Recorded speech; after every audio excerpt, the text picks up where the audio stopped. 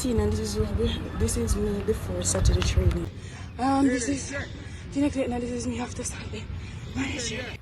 Can Tina Clayton shock the track and field world in 2023?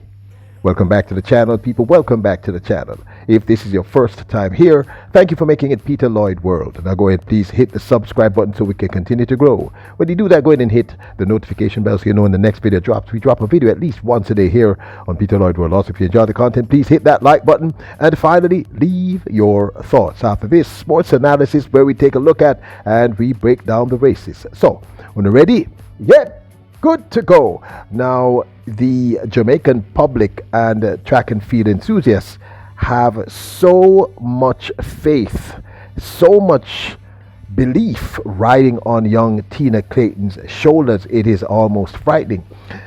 We recently did a video discussing the possibilities of herself and a few other new pros who just went professional, that is, struggling a little bit for the first part of the 2023 season, you know, in a course of adjustment, and some people sort of, well, just didn't think it was even a possibility, and of course they have the right to that opinion. But what surprised me is that there were some people who made statements that I just found sort of incredulous. Some people believe that Tina Clayton will be able to beat Elaine Thompson-Herah, challenge Shelley and Fraser Price, beat Brianna Williams for the 2023 season. And I sat down and I said, you know something, most of the people who come here are pretty intelligent regarding track and field, so why would they think that? So we're going to look at whether or not it is actually possible for Tina Clayton in her first year as a professional athlete to absolutely shock us. And by shock us, I mean run way faster than her personal best of 10.95, maybe a sub 10.9, you know, 10.86, 10.87, 10.88, beat one of the reigning massive seniors in a showdown. You know, just do something spectacular. Is that even possible? So let's discuss. First up, Tina Clayton's desire to win.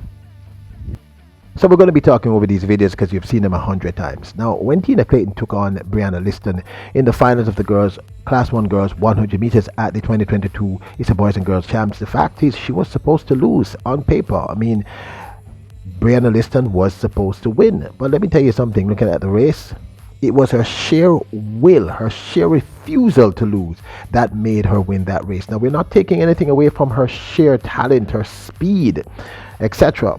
But both girls walked into that race, and the truth is, on paper, Brianna Liston should have won.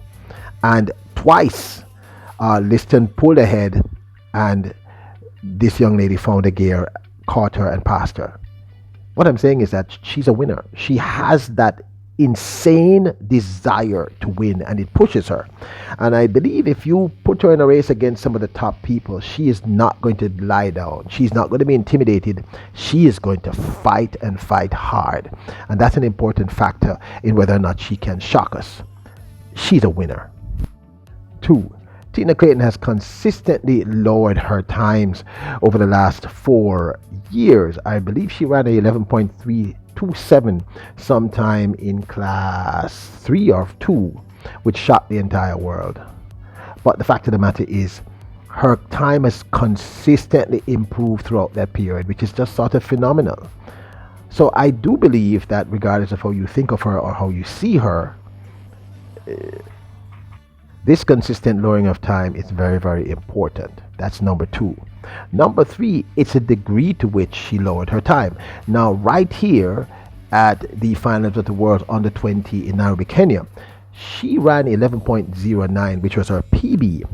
Later in 2022, she did this, where we saw her run this spectacular time, breaking that 11-second barrier at 18 nonetheless, and running a phenomenal new national record and personal best of 10.96. That's to go from 11.09 to that is phenomenal. And then recently we saw her lower that even further in the finals here in Cali, Colombia, in the World Athletics under 20, setting a meet record, a new national record, and a new PB of 10.95. All of this within about 12 months. That is phenomenal. It says a lot about her potential. That is not normal. 4, this gentleman, Stephen Francis, is now her coach. Francis is brilliant with female athletes and tends to bring out the best in the best. We've seen him transition Shericka Jackson from a 400-meter phenom into a 100 and 200-meter world best. Shelly and Fraser Price, Elaine Thompson-Herah, I can keep going on. And I believe that this young lady has all those necessary factors. So I think these factors could coalesce, come together, that is, to make her shock us.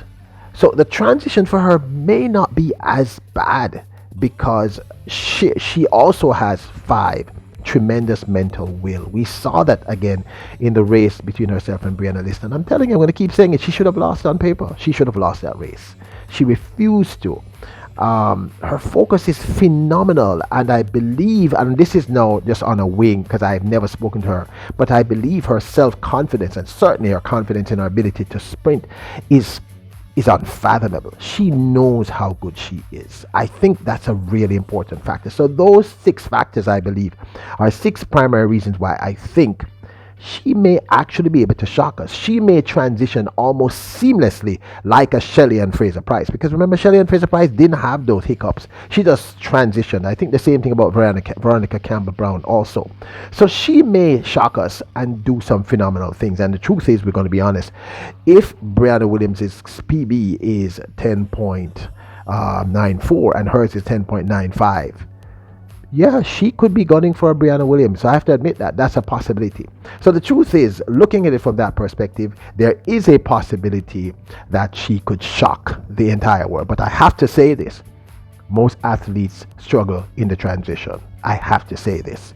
And there's always that possibility that she will take a little time to transition. I'm not saying that she wouldn't, but I'm saying that the statistics seem to imply that that's a high possibility. But I'm going to go back to what I just said. Those 6 points that I just quickly laid out, Tina Clayton is not normal. She's not the normal type of athlete. And I believe her fanatical belief in self and all these other factors. I know there's a 7th thing that I forgot to state. I believe that her technique can be improved. And if her technique improves, she'll get even faster. I mean, no doubt.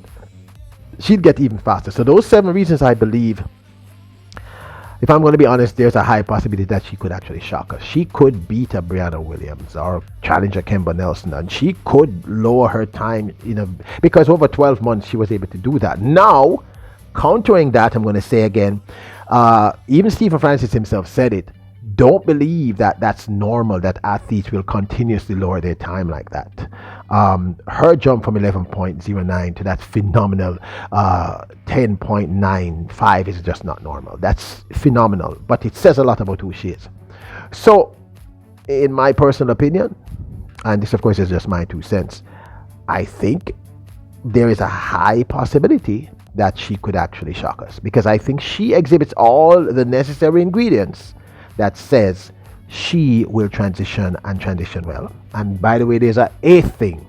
Her sister Tia is there, and they give each other tremendous psychological and emotional support. But this, of course, is just my 2 cents. Now, don't forget to hit the subscribe button, hit the notification bell, and hit that like button. Leave your comments. Do you think that this remarkable young lady, Tina Clayton, will shock the world in 2023? Remember, you are royals, kings and queens. Bless up!